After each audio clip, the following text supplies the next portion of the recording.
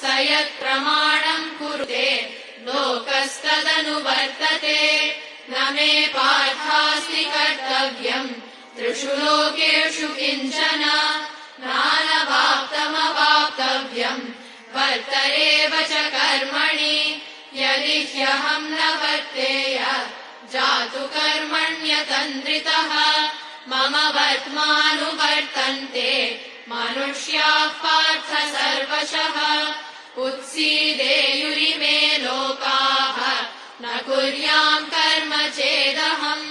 संकरस्य च कर्ता स्याम् उपहन्यामि माः प्रजाः सक्ताः कर्मण्य विद्वांसः यथा कुर्वन्ति भारत कुर्याद्विद्वांस्तथा सक्तः चिकीर्षुर्लोकसङ्ग्रहम् न बुद्धिभेदम् जनयेत् अज्ञानाम् कर्मसङ्गिनाम् जोषयेत् सर्वकर्माणि विद्वान् युक्तः समाचरन् प्रकृते क्रियमाणानि गुणैः कर्माणि सर्वशः अहङ्कारविमूढात्मा कर्ताहमिति मन्यते तत्त्ववित्तु महाबाहो गुणकर्मविभागयोः गुणागुणेषु वर्तन्ते इति मत्वा न सज्जते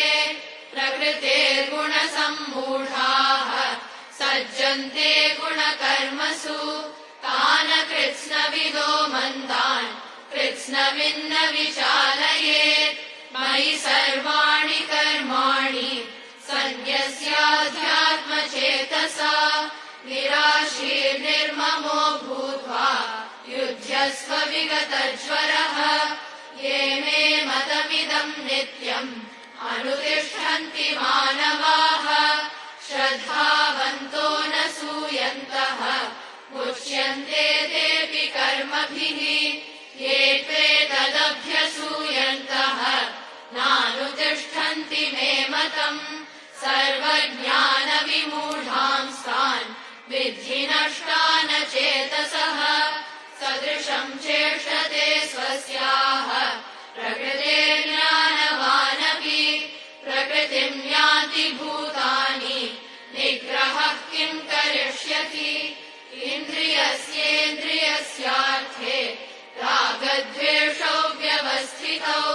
तयोर्न वशमागच्छेत् तौ ह्यस्य परिपन्थिनौ श्रेयान् स्वधर्मो विगुणः परधर्मात् स्वनुष्ठितात् स्वधर्मे निधनम् श्रेयः